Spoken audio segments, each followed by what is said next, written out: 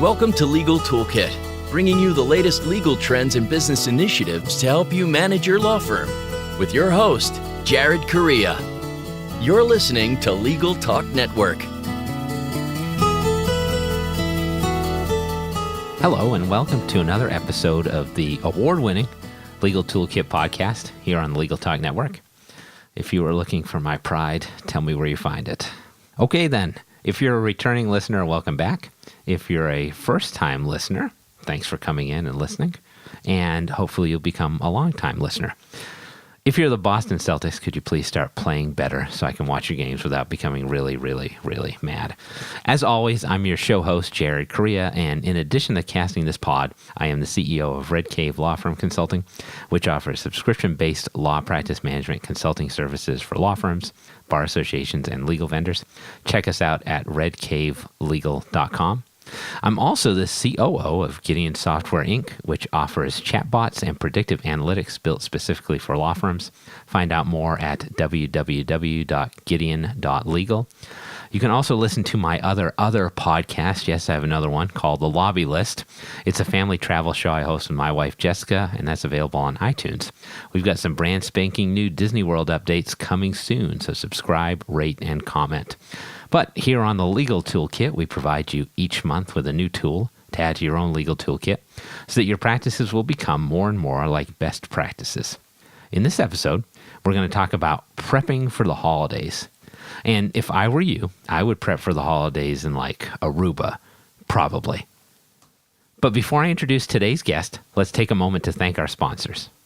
First, I'd like to thank our newest sponsor, TimeSolve.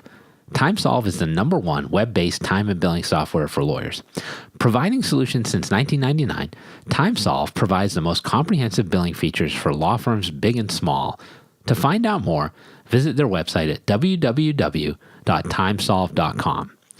So that's TimeSolv.com. Next, we'd like to thank our sponsor, Thomson Reuters Firm Central. Cloud-based legal practice management that streamlines your day and automates non-billable administrative tasks so you can accomplish more with less. In addition, I'd like to thank our sponsor, Scorpion. Scorpion crushes the standard for law firm online marketing with proven campaign strategies to get attorneys better cases from the internet. Partner with Scorpion to get an award-winning website and ROI-positive marketing programs today. Visit scorpionlegal.com/podcast. And finally, we'd like to thank our sponsor, AnswerOne. AnswerOne is a leading virtual receptionist and answering services provider for lawyers. You can find out more by giving them a call at 800-ANSWER1 or online at www.answer1.com. That's www.answer1.com. Okay, my guest today is Andrea Cannavina. Andrea is the CEO of LegalTypist, Inc., a company offering subscription-based secretarial, administrative, and virtual assistant services to law firms for, 18 years now. Andrea is also an author, speaker, creator of the DAFT productivity system, that's DAFT, and she's on the advisory board for the Virtual Bar Association, which we're going to talk about a little bit later. I've known Andrea for a long time. She's a friend, and I know her true passion is helping law firms do more with less. Others know her as a trailblazing entrepreneur, melding common sense practices with the hardcore reality of the always-on and connected new world of work. From her real-life experience as a legal assistant in some of the largest law firms in and around New York, to her almost 2 decades of working in the virtual space as a master virtual assistant, Andrea definitely brings a unique perspective to the worlds of legal and technology. And not only that, if there's one person who can help us all prep for a less stressful holiday season, it's her. So welcome to the big show, Andrea. Well, hi, everyone, and thanks for having me, Jared. It's great to have you. You haven't done this in like several years, so I'm glad to be jumping back on it. It's been too long. You know, anytime I get to hang out with you, I love it. Oh, you're so kind. All right, let's jump into it. Let's have a warm-up icebreaker question first. So it's about that time of year. This is a raging debate in my house currently, and I want your opinion. When is it appropriate to start listening to Christmas music? And then my follow-on question to that, if you say it's appropriate now, who is your favorite Christmas singer or what is your favorite Christmas song? Okay, well, I again see that I am not alone in that it is also a raging debate here in Casa Cannavina, but it is between myself and my daughter, Emily, who is only too happy to turn on the holiday muzak, as I like to call it, as pretty much even before Thanksgiving starts. I like to give the holidays their individual due and give them their separation. So generally I try to keep Christmas away until December 1st. Oh, wow. Anytime after December 1st, though, if you'd like to throw on some holiday tunes, I'm more than happy to listen. And then if I have to listen to, I guess one of my favorites has to be Rudolph the Red-Nosed Reindeer. Oh, Gene Autry? Yeah. Yes. All right, that's a good call. In my house, it's me and my wife against my kids. We actually want to listen to Christmas music earlier, but I'm kind of insufferable. So. Okay. But Rudolph the Red-Nosed Reindeer by Gene Autry is a fantastic Christmas song. I was trying to tell my kids about Gene Autry in the car the other day, and they were like, we're just not interested. So could you be quiet while the song plays? It's a nostalgia thing. It's a millennial. I don't want to even say that it's a generational thing, but it is. It's kind of weird because I look at my kids who are, older, young adults at this point, and I see the differences, and some of me understands it, and some of me feels kind of sad that they aren't getting the same as riching experience, but their experiences are different. So yes. It's a weird time we live in. I know. I will hold on to listening to Gene Autry on record in my grandmother's house as a child. But they'll have iTunes, I guess. So we can jump into the legal conversation now because that's why people are here, right? So it's coming up to the end of another year, as we just talked about. The holiday season is upon us, and everyone wants to get organized before the end of the year so they can start fresh in 2019. So you're an expert in this, Andrea. Now, if I'm an attorney whose life is feeling a little cluttered, a little disorganized, what is my first step to turning that around in 2019? Okay, well, I want to kind of say it's about the same first step is recognizing that you need to take a step. That's a good point. And that's kind of about almost any improvement is the realization that, that pile of paper over there isn't going to remove itself unless you actually make yourself stop ignoring the fact that that pile of paper is over there and do something about it. So it's almost like organization is the tool by which you're able to put in place the processes and systems. So we can get into that in a little bit. I don't want to start, but right off. But it's mostly about clearing out the clutter. So you decide that you need to do something. In getting organized, almost number one is I want to clear out the clutter, and the clutter isn't necessarily just those piles of paper. By the way, you can have all different types of ways that there are clutter in an actual workflow. It's from the papers that never get filed. It's the inbox that has hundreds or even thousands of messages in it. It's all the apps and services and gadgets and gizmos, the pieces of equipment that yourself or your staff has to utilize in order to get the actual work that you're being paid to get done.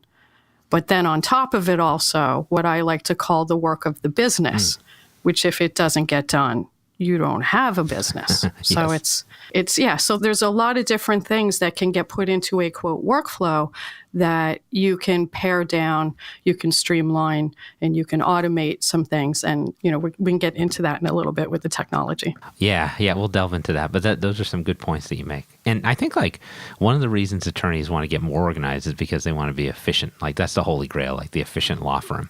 So in terms of that, what do you think is the most important thing that law firms need to do starting now to become more efficient than they are in 2018 for 2019?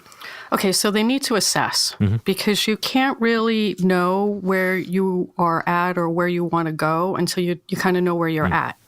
So you have to kind of assess where the bottlenecks and the pain points are with regard to your workflow. Yeah. And, like I said, are there the stacks of papers everywhere, or are you able to find any piece of information or when you need it, or are you able to block off the time you need in order to get that paying client work done? Is that inbox overflowing and freaking you out because it's full of things that are falling through the cracks?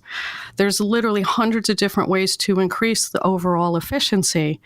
But the way that I like to help people do it is to have them focus on fixing their own personal workflow issues. Because I think you gain the actual most out of it, of your time and the focus, and you get the most return on investment when you're not so much focusing on only the huge picture. You're focusing on what you're actually doing and where your pain points are. Where your pain points are going to be where other pain points are. If you fix yourself with your own and you fashion a workflow that's based on your workflow, then you're going to improve everything for everybody else around you. Yeah, that makes a lot of sense. And this works, and it doesn't matter what type of an environment it is, because if you fashion a workflow that's based on each person that has to process things, and you consider the tech that's already in place and they're already using, and you try to make them change as little as possible, we all know that that's the best arrangement for them to actually adopt. And again, your return on investment. Totally. So you talked a little bit about technology, you talked a little about apps and integration. So let's talk a little bit more about that. So I know that a lot of law firms view technology as like the cure-all. Like, we're going to get efficient because we have a certain technology. But we both know that's not the way it works. And you just alluded to that. So in terms of technology, how can lawyers vet and select the right technology for their firms without like falling victim to shiny object issues? Okay, so that all comes with part of the clearing out the clutter part. You're going to have and you're going to assess what technology you actually have in place. Okay. I'll have to give you it in the show notes. I hadn't thought about it. There's what I call a year-end technology assessment. I think I published it in like 2008 or something.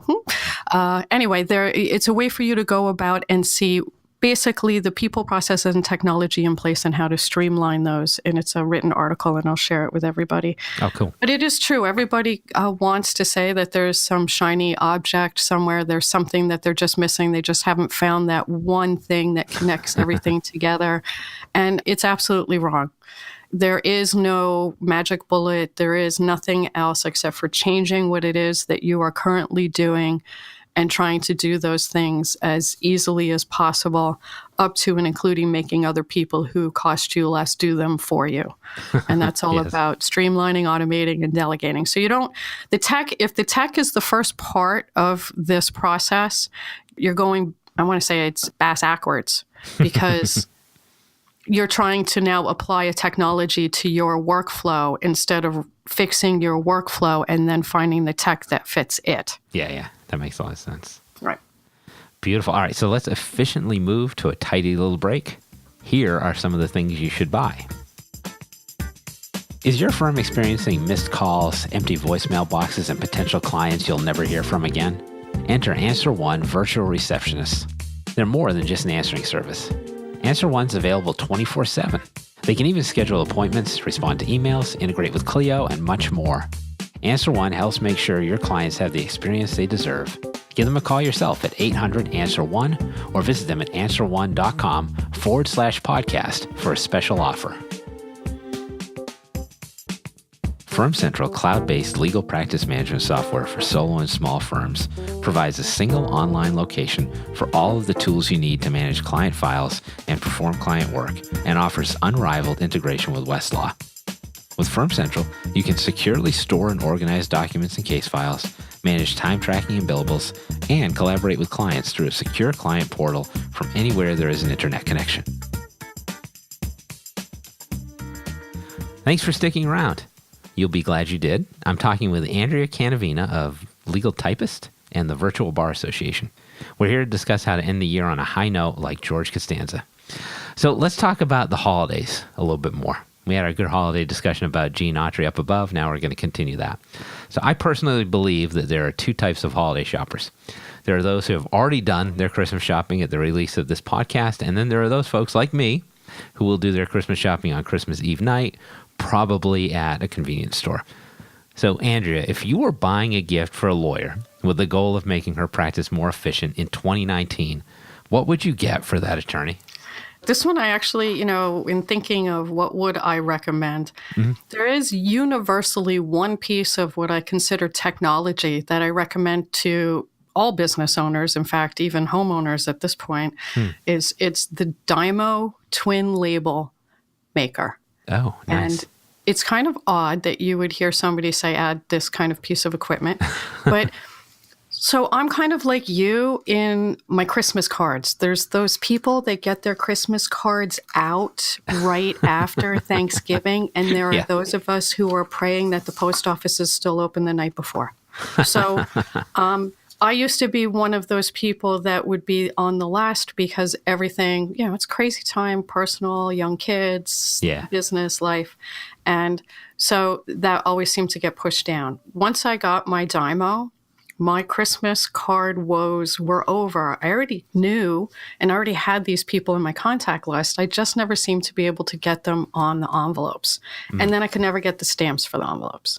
In walk my Dymo Twin Turbo. Not only do I print out the label, but because it's a Dymo, they have a relationship with the post office, and you get what's called an Indicia account, which doesn't cost you anything.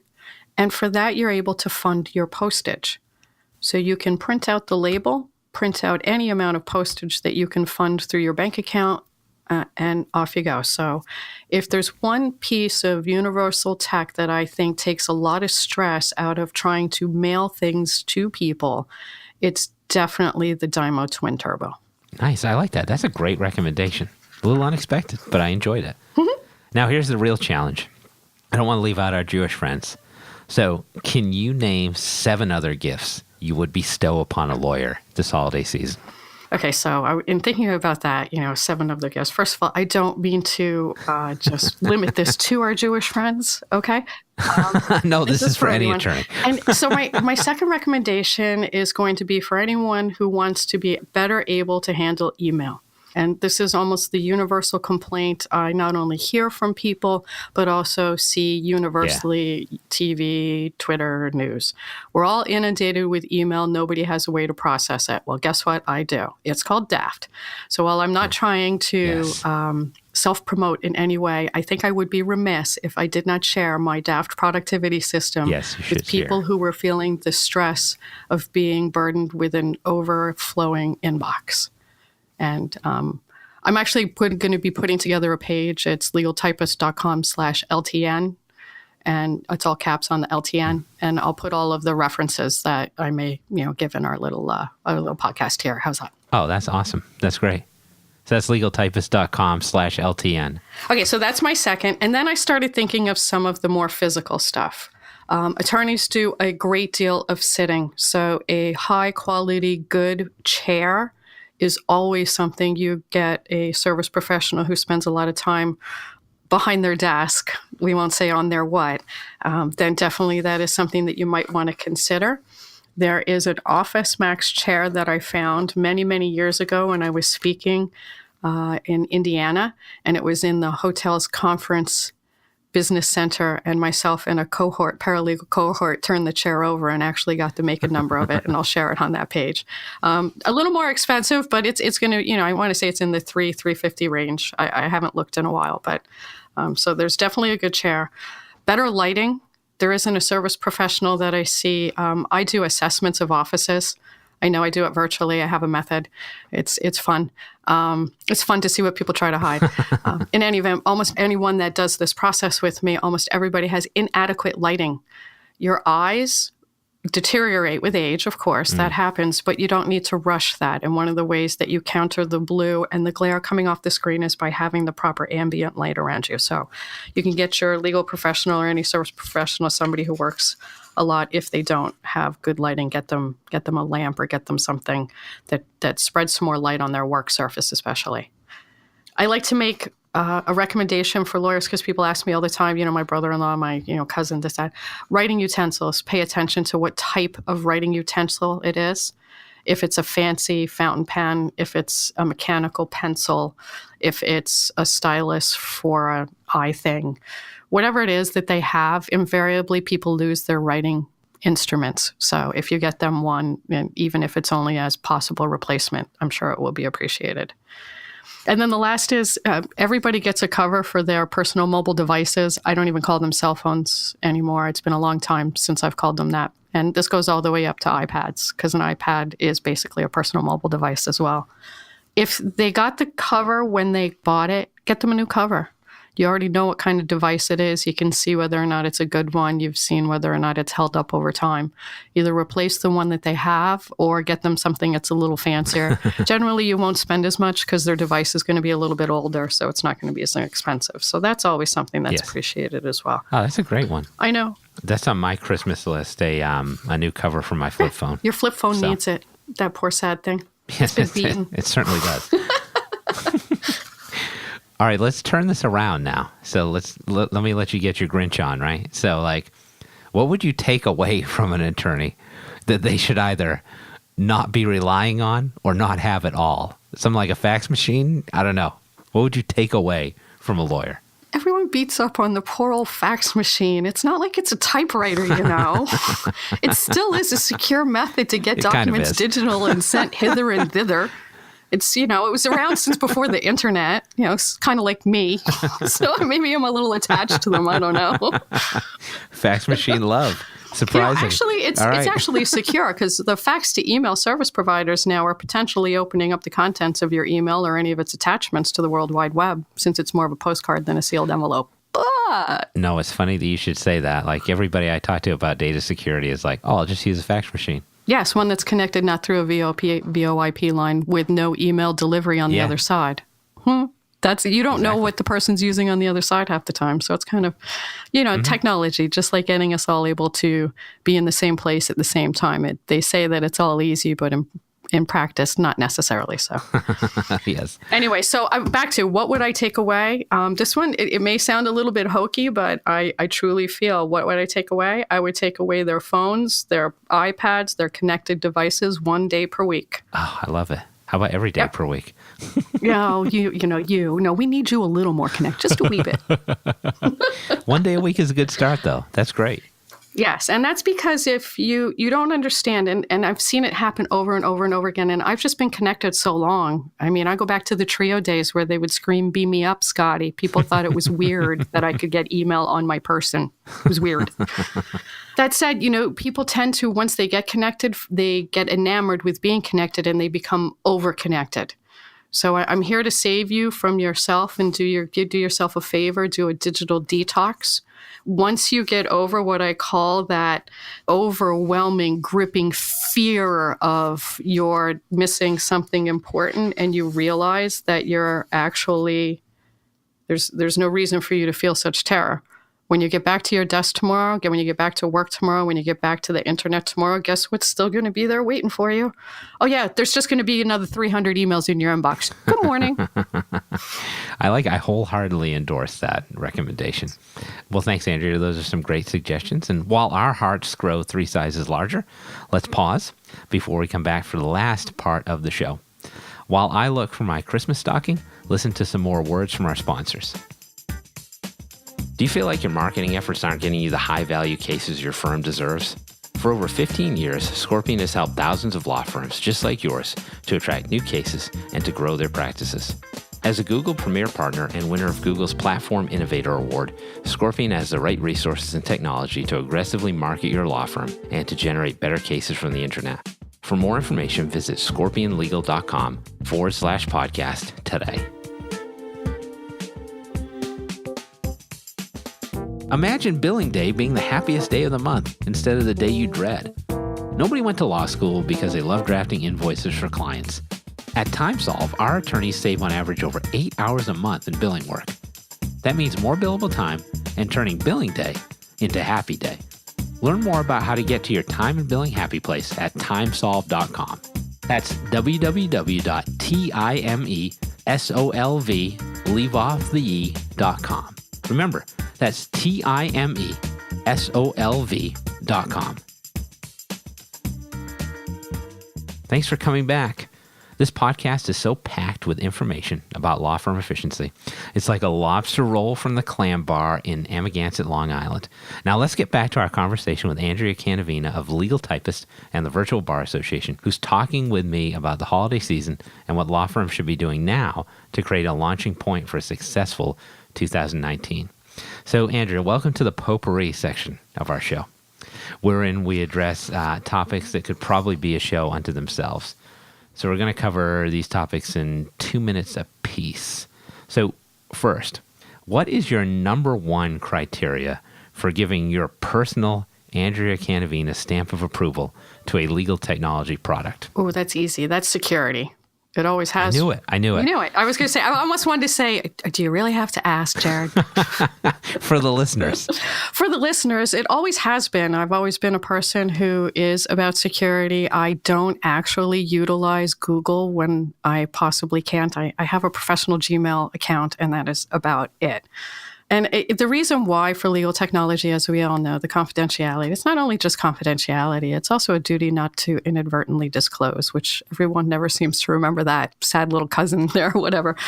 Yes, but true. if a technology company, when I'm talking to the technology company CEOs and COOs and everybody that's at the top of it, if they can't look me in the eye and explain to me the security that houses the data that they expect not just myself as a consumer to put my data in, but that of law firms, then it's just obviously not something they've properly considered and therefore not something that I would consider recommending. That's fair. Okay.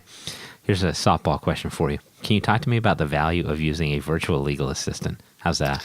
The one thing I want to say, when people talk about legal virtual assistants or even virtual assistants, I hear them talking about going to crowdsourcing sites where apparently they think there are a multitude of qualified people just hanging out, waiting for somebody to submit some wonky Word document that's going to drive them crazy for 4 hours so that you can pay them $5 an hour. Unfortunately, a lot of the people who are selling that bill of goods are the same types of people in technology that were selling you that the tech's going to make it all work. When it comes to a legal virtual assistant, you have to vet the person, and that person has to know what it is that they're doing, up to and including what it is to be an independent service professional, who therefore dictates the terms through which you are working.